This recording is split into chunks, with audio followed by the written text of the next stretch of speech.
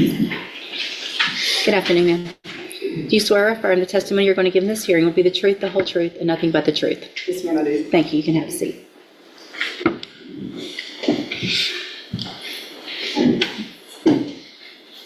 You may proceed. Thank you, Your Honor. Detective Wilson, would you give us your name and introduce yourself to the court, please? Heather Wilson. I work for the Beaumont Police Department as a detective. And as a detective, what's your assignment? What do you do? We're assigned criminal cases. We file those cases with the district attorney's office, make arrests. And are you assigned to a particular division with Beaumont Police? I am, yes.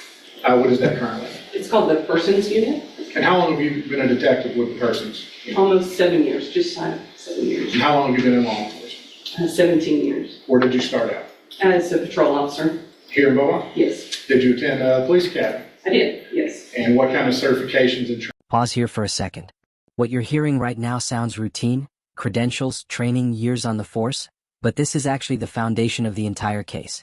Prosecutors are establishing Detective Wilson as a highly credible witness, someone the judge can trust when she later describes shocking discoveries. This is courtroom chess, and this move matters more than it seems. Trainings do you have that allow you to work as a police officer? I have a master's peace officer's license and thousands of hours of training and anything from crime scene to interviews, firearms, stuff like that. Okay. And in your work as a detective with persons, were you part of a team that essentially reopened the investigation into what was considered a missing persons case of Kimberly Langwell? Yes, I was. And when did y'all begin to reopen that investigation? This is where the story quietly shifts gears. A missing person report from 1999 is reopened in 2023. That alone is rare. Cold cases usually stay cold unless new information forces law enforcement's hand. And that tells us something critical. Investigators didn't just revisit this case. They believed something had been missed or hidden. That was in the spring of 2023. And when was Kimberly Langwell first reported as missing? July 9th, 1999, or actually on the 10th, reported. And you weren't working for Beaumont Police back then, were you? I was not, no sir. But y'all essentially reopened that file and began re-interviewing witnesses and examining the evidence again, didn't you? That's correct. You, along with several other detectives in the persons unit. Correct. And in the course of that investigation, y'all went back and interviewed some of the same witnesses who had been interviewed before. We did, yes sir. Y'all interviewed David Wiley, is that correct? We did. And initially, did David Wiley maintain the same story he had told police in 1999, that he knew nothing about what happened to Kimberly Langwell? That's correct. That was the same story he told us. And after giving a sworn statement to that effect, did he want to revisit his statement with y'all? Eventually, we asked him if he would take a polygraph to kind of gauge his truthfulness on that statement. And so did David Wiley change his? This is the bombshell. After maintaining his innocence for decades, a witness changes his story after a sworn statement and a polygraph request. That timing matters legally. While polygraphs aren't admissible in court, they are often used as investigative pressure, and here it worked. One conversation, one admission, and suddenly, police have probable cause. Story from what he had originally told police. He did, yes. What information did he give you? He provided us information that he had a conversation with Terry Rose, and Terry told him that he killed Kimberly on July 9th, 1999 inside his residence, and that he had planned to bury her under the slab of the house. And well, was that quite a shock to hear? It was, yes. That confirmed what was initially suspected but never proven in the investigation. Correct. Yes. From 1999. Yes. So based on that information, did you and the other detectives with Beaumont Police obtain a search warrant for Terry Rose's house on Lindbergh in the city of Beaumont? We did, yes, sir. And what was the time frame for that search? It started on June the 10th of 2024 and went to the 14th. And it was a search of his house and the several acres of property surrounding it? Correct, yes. Can you just summarize for the court how the search went and what you found? We ultimately ended up finding human remains We had started with calling in EquiSearch for assistance, and they brought in ground penetrating radar. Texas EquiSearch is a volunteer organization that assists with missing persons, Yes. with locating bodies, with Yes, really helping find people. Isn't that what they do? yes, and they were able to bring in the equipment that we needed to kind of help search the floor area that Mr. Wiley had indicated that she could be under. So, And with that ground scanning radar, This is one of the most chilling moments in modern true crime. Ground-penetrating radar reveals missing rebar in a concrete slab, something that should never be missing in a normal home foundation. Translation? The floor wasn't just disturbed, it was deliberately altered. This isn't negligence. This is planning. what did they observe? they observed an area in the front bedroom of the house that was, it appeared that it was missing a piece of rebar. So that's kind of where we focused our search on. A normal concrete slab of a home is going to have rebar embedded in the concrete, isn't it? Correct, that was an abnormal finding for them. And so they were able to locate an area that had no rebar. Correct, Did y'all start digging? we did, yes, sir. How long did that go on for before y'all found anything? Probably about an hour. Within the first hour, we found a pair of broken sunglasses, a keychain, and a lighter were the first pieces of evidence that we found that were definitely out of place. And so at that point, did y'all believe y'all had found the grave of Kimberly Langlois? We did. We knew we were in the right area. Yes, sir. How is that site excavated and how is everything cataloged and preserved? Yeah, so we were there with the FBI team who had like a crime scene unit with us, and we basically just started sifting through the dirt and the sand very slowly. We put that dirt and sand into buckets, which were brought out to a sifter, and we had a crime scene unit that was sifting very carefully through all that dirt. How long before y'all found what you believed to be human remains? Maybe within an hour or two, pretty quick. And eventually was what appeared to be a full skeleton located. Right, yeah, they first located 3 small bones that we were able to verify were human toe bones. And so from there, they continued the excavation. And then it took a couple more hours to kind of get to the main part of her remains, and she was wrapped in a blanket, and so luckily it appeared that everything was in there, but that's when we found the further extent of the rest of the bones. Yes, sir. And those human remains, were they sent, well, first, an autopsy was performed locally, correct? That's correct, yes. And you recall the findings of the autopsy? Did they Yes. observe any trauma? A gunshot wound to the back of the head eliminates any realistic argument of accident or self-defense. In legal terms, this strongly supports intentional homicide. That's why you hear the detective shut down any talk of manslaughter later, because the forensic evidence leaves no room for ambiguity. Or damage to the body? Yes, she had a gunshot wound to the back of the head. Can you indicate for me approximately where? It was kind of towards the base of the skull, towards like where the spine would be. And after the autopsy was performed, were her remains sent off for further examination by an forensic anthropologist? They were sent to the University of North Texas in the Dallas area, and they have a forensic anthropology unit that further examined her. And they compared her remains to known dental records, didn't they? They did, yes. And along with another surgical appliance in her foot, were they able to identify that as Kimberly Langlois' remains? Yes, she had a screw in her foot from a previous surgery and a retainer in her mouth. So with dental and bone findings as well, they had. And then after that analysis was done, were DNA samples sent off to a lab to compare with samples taken from her daughter, Tiffany McGinnis? That's correct. We took a swab from Tiffany, and then we had DNA extraction from the remains that we found, and it was essentially a maternity test that confirmed that the remains were the mother of Tiffany McGinnis. So 25 years after she went missing, Kimberly Langlois' body was discovered under Terry Rose's house. Is that correct? That's correct, yes, sir. With a gunshot wound to the back of her skull, consistent with what David Wiley said Terry Rose told him he did. Yes. Shot her in the back of the head. That's correct, yes. For 25 years, she was missing. One reopened investigation revealed where she had been hidden the entire time. At any point in your investigation, has Terry Rose, or at least leading up to the investigation, did Terry Rose ever indicate he knew what happened to Kimberly Langwell? No, he did not. We had interviewed him several times, and he indicated that he did not know where she was or what happened to her. At the time this happened, he was considered a suspect, wasn't he? He was. He was the last person that admitted to having seen her and spoken to her. That's correct. But no physical evidence was discovered at the time of the crime. That's correct. Was there ever, once the body was found, was Terry Rose arrested? He was, yes. Was he given an opportunity to speak with Beaumont detectives? He was. We tried to interview him immediately after his arrest. And did he want to talk to y'all, give an explanation of what happened? He did not. He said, nobody will believe me, and he didn't want to tell us his version of events at that time. And at that point, he was placed under arrest and was formally charged with the murder of Kimberly Langwell. That's correct.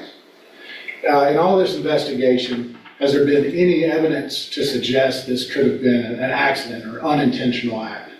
No, sir. Bullet wound in the back of the head is pretty telling, isn't it? It is, yes.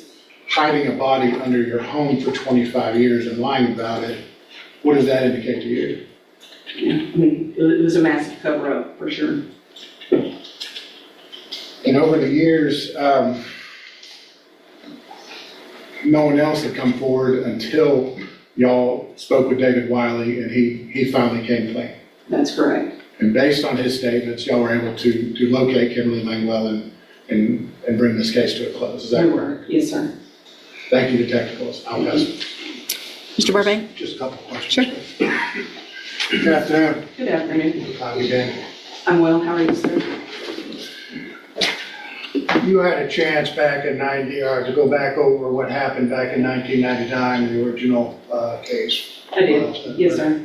And in your file, did you see or did you read anything in reference to a search of Mr. Rose's house? Yes, sir. And did your department go and search the inside of the residence? They did, yes. And there was no indication whatsoever that the slab was. They didn't document it too well as far as what they observed, but there was no notings of that anywhere, no, sir. In reference to if this happened on July 7th, do you know how long after they possibly went in there to search the residence? It was July 11th. So it was within a couple, 3 or 4 days. Yeah, 2 days. And at that time, did Mr. Rose allow them to come in? I mean, it wasn't a search warrant. Did you read that he gave consent? He did give consent, but again, it wasn't documented too well on if it was an indoor search or an outdoor search or a combination of both, but my assumption is that he did, that they did go inside. Yeah. The other thing that I noticed during the investigation is that you called in a number of witnesses again in front of the grand jury in 2024. We did. April, was it? It was, yes, sir. And were you present when Mr. Rose gave testimony in the grand jury? I was, yes. And were you present when the grand jury attorney asked whether or not he would consent for the law enforcement to go back into his house and search? I was, yes. It was kind of deep or intense. I mean, it went on for a little bit. And Yes. he never said, no, you couldn't do it, or no, you have to get a warrant. Correct, yeah, he consented. And when he went up to, there were several interviews after the 99 incident, that's what you witnessed, correct, with law enforcement in Mr. Rose. There was. And he never lawyered up, did he? He did not. And even when the grand jury, he was asked to come as a witness, he didn't get an attorney then either, correct? He did not, no. And he answered everyone's questions that they asked. He did, correct. But of course, he didn't admit that he had any knowledge of what happened to Kimberly Langwell. He did not, yes, sir. And at the time that you asked him, once you discovered her body, and that you asked him if he wanted to talk, was he already in custody? He was, yes. And do you know if he had an attorney at that time? He did not, no, sir. But he elected saying, no one would believe me anyway, and I don't want to talk to you anymore. He did.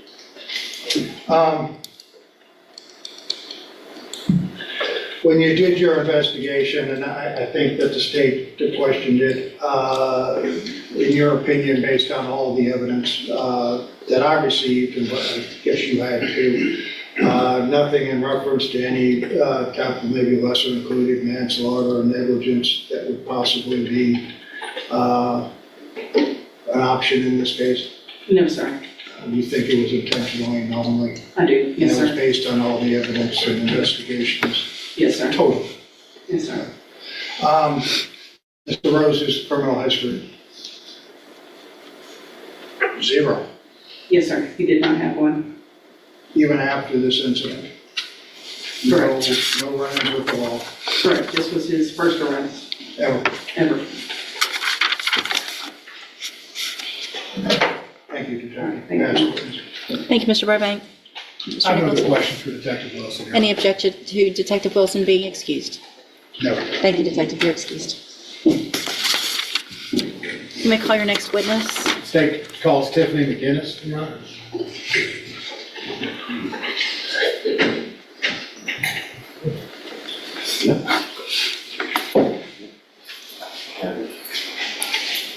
Good afternoon. Good afternoon. Do you swear or affirm that the testimony you're going to give in this hearing will be the truth, the whole truth, and nothing but the truth? Yes, ma'am. Thank you. You can have a seat.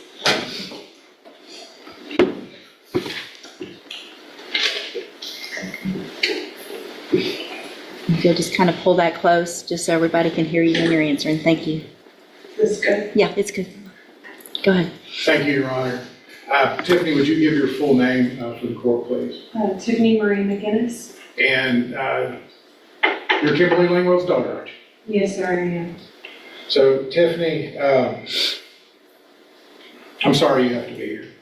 You too. But I want to go back and inform the court as much as we can about your mother and what life was like in 1999, okay? Okay. So in the summer of 1999, July of 1999, when your mother was murdered, how old were you?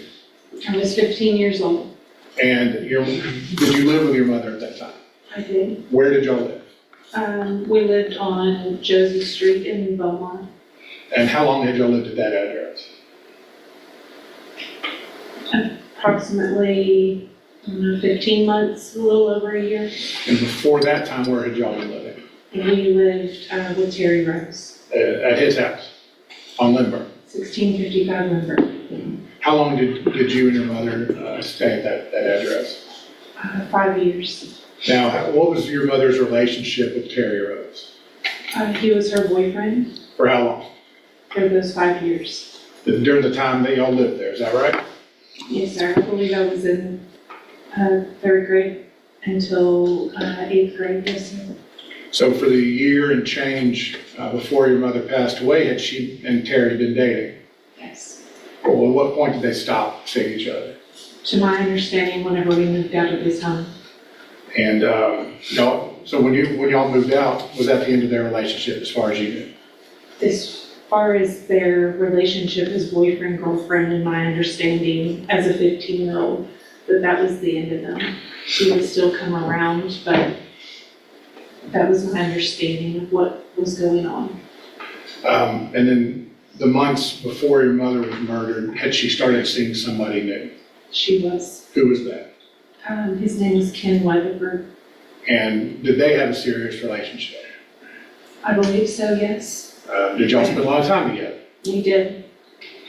July 9th, 1999. Do you remember the last conversation you had with your mother? Of course. And can you tell the court what that was? She called me and she had just gotten off work. She told me that we had made plans that day that we were gonna go out to eat with her boyfriend Ken for dinner. She wanted to make sure that I had invited a fun friend that day because she was in a good mood and she was trying to make Ken feel better about something that he was going through. She was happy, and she told me that she was gonna stop by Terry's, that she had to help him with something I don't know, it was something about hanging a board or something. I didn't really pay attention to it. Did that seem weird to you at the time that she would be going by Terry's house, or did that happen fairly often? I don't remember her stopping by Terry's house very often. I know that they talked and that he was around. She knew that I didn't like Terry and that I had gotten to the point with her that I had stopped giving her grief about it. You know, she had a new boyfriend and I just concentrated on the fact that we had plans that evening and moved on with things. And so, roughly what time was it that she called you? It was after work and she had gotten, you know, she usually left work around 5, so maybe around 5:30. When did you think something may be wrong?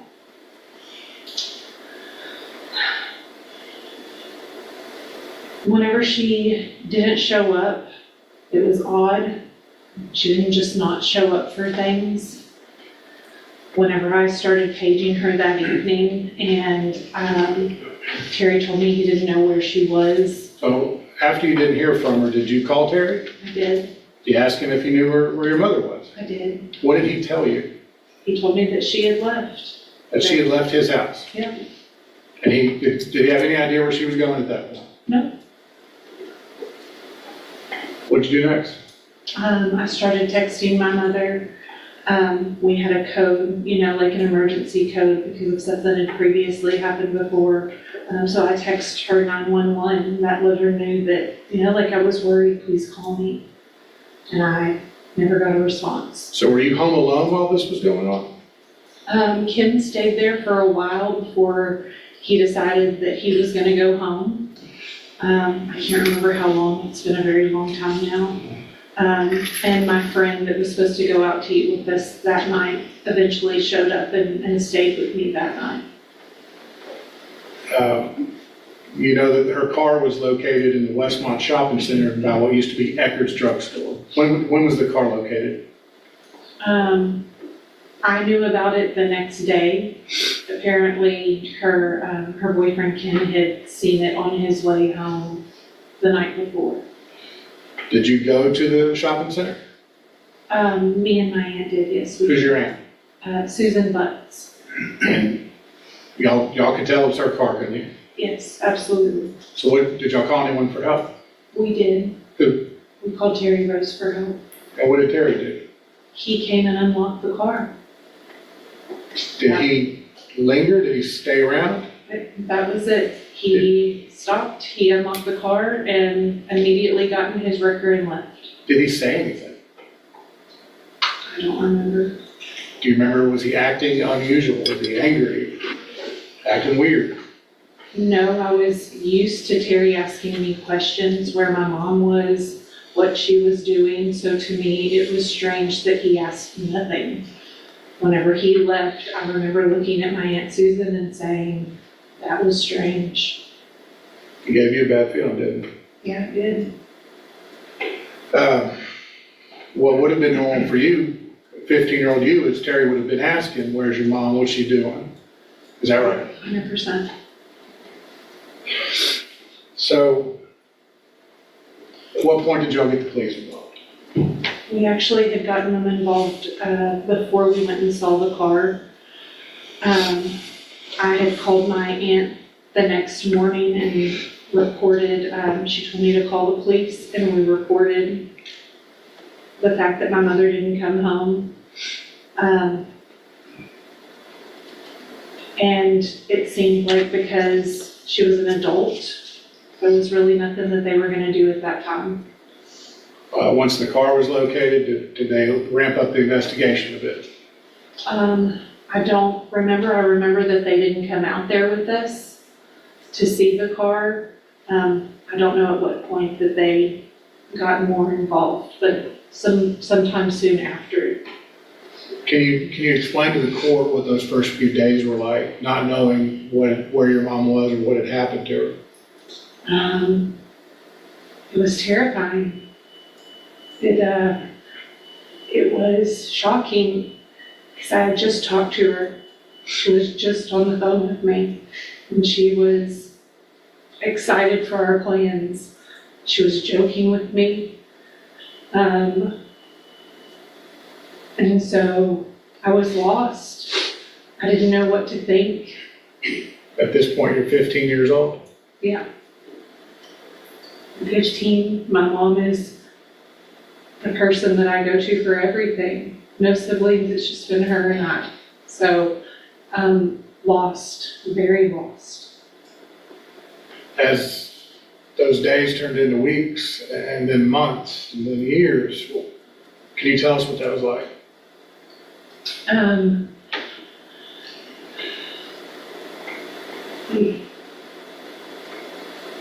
You know, the first year, I think I threw myself into anything I could to try to get through life, to not think about the fact that she wasn't there. But then you go home and you don't go home to your mom anymore. Where were you staying? I was staying with my Aunt Susan. And so life is different. It looks very different. We spent a lot of time going to the police station, a lot of time doing vigils and posting posters and anything that my aunt could do to try to figure out where she was, what happened. You said y'all put up posters and was there physical searching going on, people looking for her? Yes. Were there billboards? There was a billboard. Do you know who put that billboard up? Terry Rose did. Terry Rose put up a billboard to help find your mom. Yeah. To find my mom when he knew where she was at. So, as you about how old are you now? I'm 42. And a couple of years ago, when the investigation gets reopened, and there's progress being made, and David Wiley finally comes forward and says, here's what happened. I'm sure you were, every step of the way, following what the police were doing. Absolutely. When did you find out they had found your mother's body, or her remains? June 13th, 2024. What were you doing? I was actually driving to Beaumont. I knew the search was going on. I had been in constant contact with Heather Wilson, and I actually was driving very close to Lindbergh. I'd just gotten off work early, and she called me and said, hey, we found human remains. And I just screamed and pulled over my car. For 25 years, she was missing. Now she's been found. Yeah. After they recovered her remains and did the testing, the DNA testing, and said, yes, we know this is Kimberly Langwell, we're able to have a funeral. When was that? Say that again, I'm sorry. We're finally able to lay her to rest. Yes, sir, we were. When was that? That was October of last year. Of 24. Yes, sir.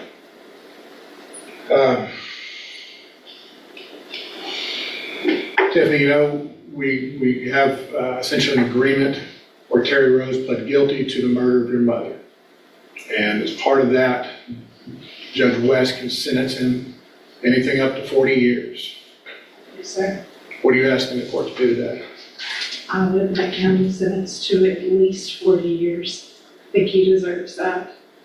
And you and I've spoken, there's not a number that really makes this right, is it? No, there never will be. Thank you. I'll pass it. Thank you. Thank you. Any questions, Mr. Burbank? No questions. All right, thank you, ma'am. You can step down. Thank you. Let me call your next witness. Your Honor, I'd like to call this State's Exhibit 1 at this time. Sure. You want to sit down or read it? No, just a portion. We can save time, Judge, because I was going to ask that be published in its entirety. I can redo it. How much is it? How long? It's a 15-minute phone call, Your Honor. Okay. If you want me to play. You can play your part now, and then you can play your part in a minute, or you can play the whole thing, whatever you want to do. I'm fine either way.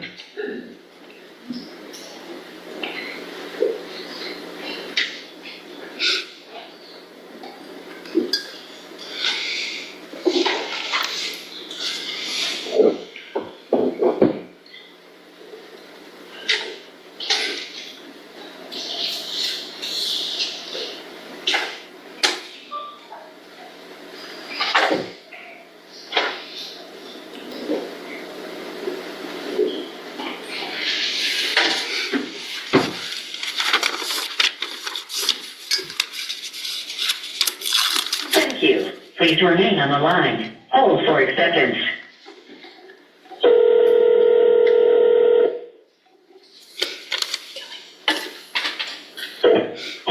This is a prepaid call from Terry Rose. your call has been accepted. Hello? Hey? I don't know. Maybe she just don't want to have to deal with this trial and try to hide and stay away from it because she don't. Your Honor, for the record, I have forwarded to just past the 10-minute mark of this phone call to play my portion. Okay. Like all this stress and shit. Well, I don't know. I'm gonna just let it go for a while. My trial is, my pre-trial is December the 8th. I'll go down there and hopefully they'll make me an offer. If they will offer me 25, I'll sign on that and we'll be done. If they try to offer me anything else or they don't offer me anything else, well then we'll just go to trial. If there was any doubt left about remorse, this phone call erased it. Listen closely, not just to what he says, but how he says it. He minimizes the crime, blames the victim, complains about parole, and frames murder as a bad day. Judges listen for accountability in moments like this, and instead they heard narcissism. This call didn't help the prosecution. It finished the defense. Yeah, because, trial is like 5 to 99. Okay, I could get as little as 5 years or as much as 99. They're not going to give nobody 99. I'm not like a psychopath, sociopath, crazy ass, I'm not none of that. I had a bad day, I dealt with it wrong, I fucked up, and I'm got to deal with it. So, the only problem is the judge and the prosecutor both the judge is running for re-election, the prosecutor's running to be a judge, so they're going to try to use my shit because it's so high profile shit to make them look good. So I'm pretty sure I won't get much of an offer at all. Because that 40-year offer was like an insult. I'm 68 years old. 40 years, you got to do 20, so I'd be 88, and then I go before the parole board, and Tiffany's going to be there to say no, and then I got to wait another 6 months and go again, possibly. I'll be fucking 90 years old before I get out, and then I got to deal with parole for the rest of my life? Oh, fuck no. No, I'm sorry. I'm not accepting. No, man, she's in her 40s. People die in their 40s and 50s all the time. That'd be sweet. I mean, yeah, that'd be sweet. I will pee in a cup, send it to y'all to pour on her grave. I'd do that. You good lying bitch. Oh, yeah, I'll fix her right up. See, if she would have been honest and said, look, I was out messing around on you, I could have just walked away, not had a problem, and none of this shit would have been a problem. But no, she had to keep her mom's secrets. I didn't know. I kind of suspected one, but I didn't know if she had a fucking heroin. But anyway. So I don't know. State of Texas rests, Your Honor. Thank you, Mr. Burbank. Your Honor, Thank you, Mr. Nichols. Mr. Burbank? re-arrest. I didn't know what section he was going to play, and I'm fine. Is there more that I need to hear? No. All right, so no other witnesses? No witnesses, Mr. Burbank? No, Your Honor. All right, Mr. Burbank, you may make argument. Hey, police court, counselors. As you well know, we've been doing this a long time, Your Honor. I guess I longer than you, and there are no winners in this case. Problem with this case is that it was, I guess, called upon or detected or police were notified and she was found. It might have turned out differently, or there were other facts and circumstances that might have arose. There's a couple of things I'd like you, but it didn't. And no matter how you look at it, Your Honor, if there were facts and circumstances at the time of this incident they're bygone, and they're not here anymore because of the 25 years of where that person was, Kimberly was placed. And that's the sad part about this. When you look at this and you look at people in reference to representing him as a defense attorney, I look at things. For instance, in State's Exhibit number 1, I wanted to make sure that the court realized that he, no matter what, he was not talking about Kimberly Langwell. He was talking about the daughter. And as the court is well aware, there is also a civil trial going on in reference to, with her family. So dumping pee on the grave was whose grave? Who's he talking about? He's talking about the daughter. What and daughter? not her, not Kimberly. The daughter's alive. I know, they were talking about it. Okay. Because, and it had to deal with the civil case that's currently pending. Okay. It was not for Kimberly. And it's reflected in that, Judge, in reference to things that supposedly she should have done about telling about Mom. You have a gentleman here, though, unlike a lot of other cases that you see before this court, that has no record. He has gone 68 years, and there is no record. There is nothing there that says he's lived a troubled life. In the sense of that he's had a secret. He has, and I asked the court to take judicial notice of the 2 letters that were written, one from his aunt and one from his daughter. One of the things that I believe that was brought out, he is relieved at what happened. It has been eaten on him, just as Mr. Riley.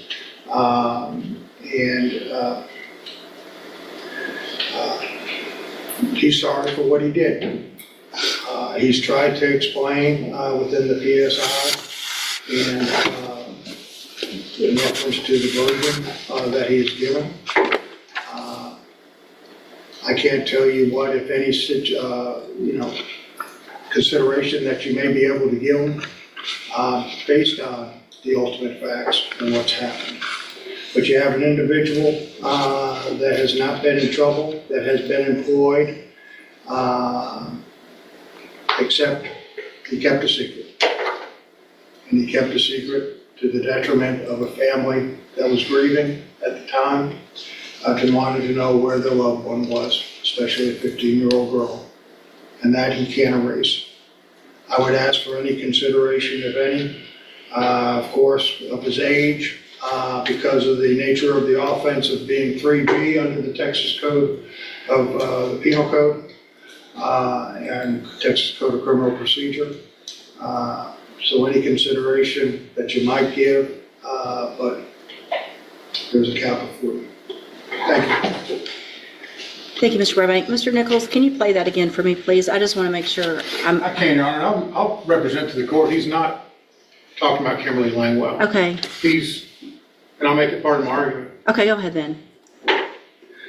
The phone call you heard, Judge, was him talking about how it greatly inconvenienced his life to have to deal with a parole board should he ever make it that far. And that no doubt Tiffany McGinnis would tell the parole board not to let him out early. That's what he's complaining about.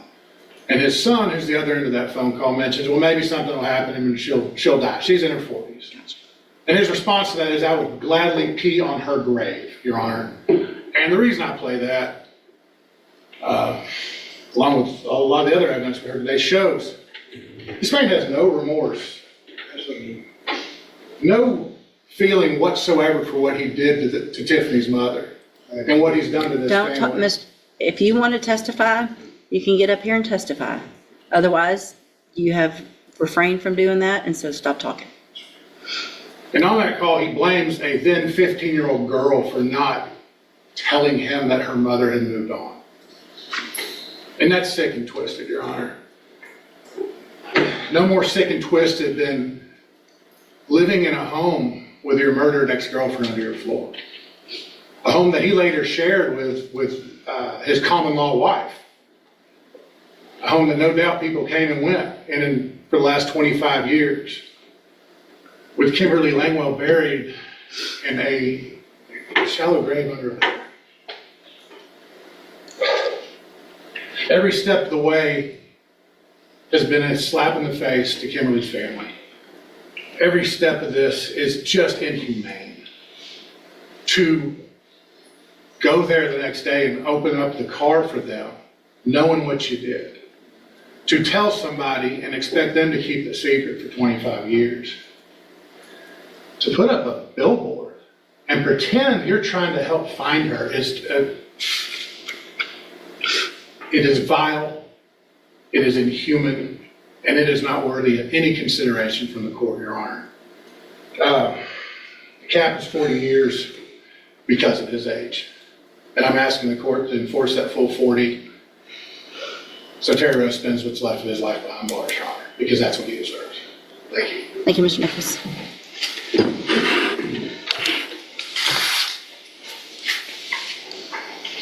You want us to rise, Your Honor?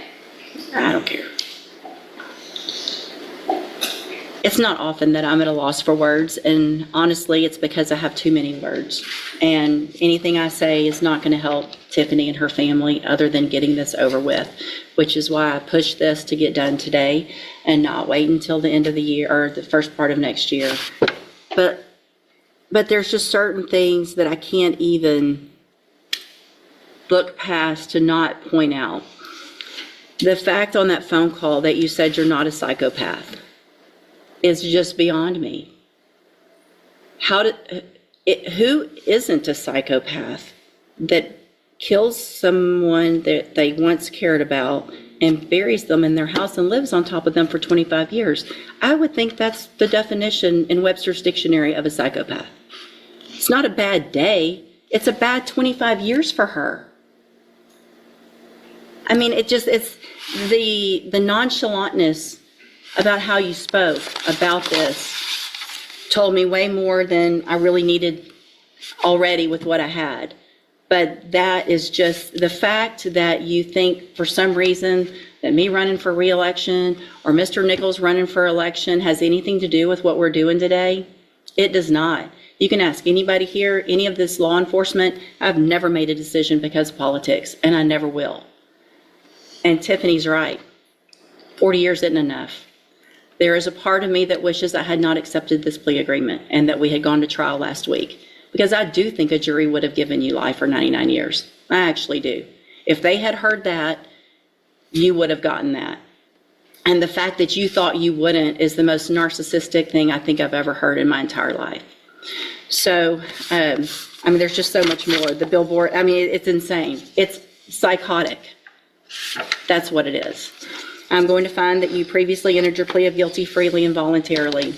I hope that today gives Tiffany at least some final closure on all of this and her family. I'm going to sentence you to a term of 40 years in the institutional division of the Texas Department of Corrections. If I had 50, I'd give you 50. If I had 60, I'd give you 60. Whatever it was that the cap was going to be, after hearing all this, it would have been whatever it was. You will receive credit on that sentence for any time that you've been in custody that the law gives you the right to receive. You're going to be handed a trial court certification that shows this was an agreement, so you have no right to appeal, which also is one of the only reasons that I accepted this plea agreement, because that does make this final. So there's no appeal, there's no chance of anything happening, it's over. A witness broke his silence. Police dug beneath the house, and the truth ended a decades-long mystery. I highly doubt that this matters, but I am required to read this to you. Because of the judgment entered against you, you're ineligible under Texas law to possess a firearm or ammunition. Possession of a firearm or ammunition could lead to charges against you. If you have any questions about that, you can talk to Mr. Burbank about how long it is or the eligibility. Again, I don't anticipate that being an issue. I want to thank every single law enforcement officer that's here, really on behalf, I think, of Tiffany and the family as well, Mr. Nichols and Mr. Canal, for the work that's been put in for 25 years to finally get this taken care of. At this time, you can go with the bailiff. Oh, wait. Is there a... Yes, Your Honor. Sorry, we're going to do a victim impact statement. We'll go off the record for that. And Luke...